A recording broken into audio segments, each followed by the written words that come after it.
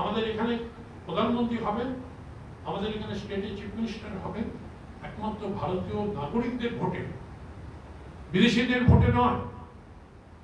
সুতরাং অন্য রাজ্যরা যদি এটা যদি করে, ঠিক মতো যদি স্টাডি করে, যদি ফেক ডকুমেন্টস যদি তাদের কাছে ধরা পড়ে, ডেফিনেটলি তাদেরকে তাড়িয়ে দেওয়া উচিত। আমাদের এই দেশে একদিকে আমাদের 140 কোটির বেশি জনসাধারণ।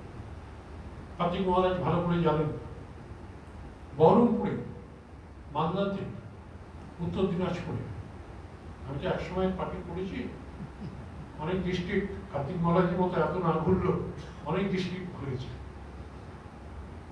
একজন মুসলমান, যে জেনুইন মুসলমান, 47 সালে পরে বাপ ঠাকুরদা তাদের, যারা এই দেশে থাকবে বলে ঠিক করেছিল, they made a choice that is unique in the history of the world. তারা আমাদের দেশের সম্মানিত নাগরিক।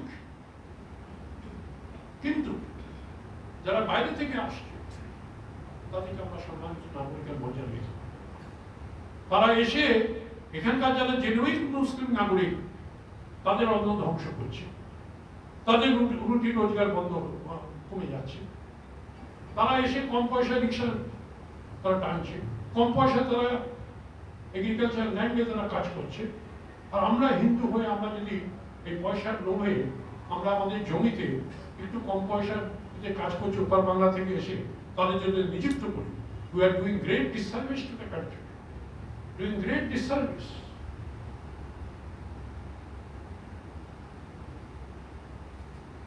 অনেকক্ষণ বলে ফেলেছি মহারাজ, তো আমি ক্ষমা পাই, আবেগও এসে যাচ্ছে সঙ্গে সঙ্গে।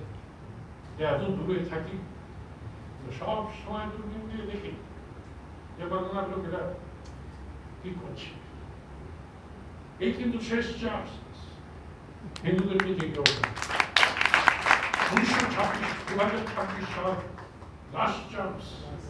কার্তিক মহারাজকে আরো ডবল উৎসাহে কাজ করতে হবে হিন্দুদেরকে বাঁচাতে।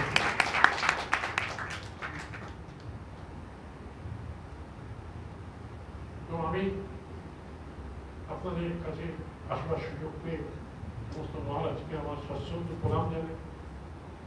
আমি আশা করবো যে আগামী দিনে আমাদের যে হিন্দু ধর্ম আর বিভক্ত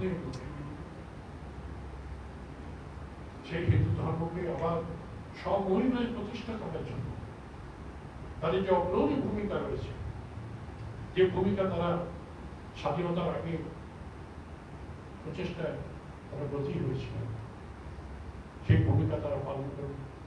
এবং অতদূর থেকে আমার দিক থেকে যতটুকু করা সম্ভব আমি সেটা পালন করব।